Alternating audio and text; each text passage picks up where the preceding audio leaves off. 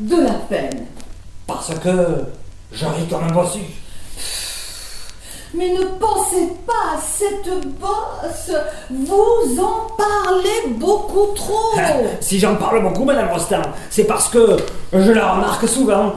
Si je veux dormir sur le dos, moi, j'ai la tête en l'air, comme les tortues. Oh, les tortues, elles ont une chance. Elles sont nées avec la bosse. Tandis que nous... Mais Toine, vous n'êtes pas une tortue. Et puisque vous avez confiance en ceux qui remplissent leur devoir de chrétien, pourquoi n'allez-vous pas vous-même à la messe? Vous y trouveriez, Toine, de grandes consolations. J'y allais quand j'étais petit. J'avais même le premier pied de catéchisme. Et maintenant, pourquoi resteriez-vous sur place, là, à l'attendre, au lieu d'aller prier avec nous? Parce que, depuis que j'ai compris ma bosse, à l'église, je n'ai plus voulu y aller. Compris votre bosse? Je vais vous dire, Madame Rostand, quand j'étais petit, mes parents m'adoraient, et surtout ma grand-mère. J'étais déjà comme je suis, naturellement, mais moi, je ne savais pas. Je veux dire, je ne savais pas.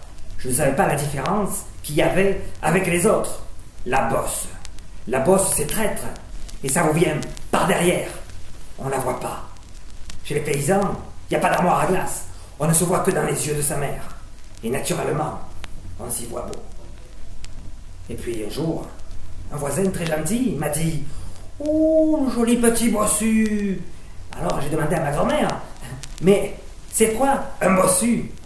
Alors elle m'a dit « C'est vrai que tu es un joli petit bossu, parce que tu es un peu avec le dos rond, mais tu es beau quand même. C'est même à cause de ça qu'on t'aime bien plus que les autres. » Alors, je lui ai demandé « Mais qu'est-ce que ça veut dire, bossu ?»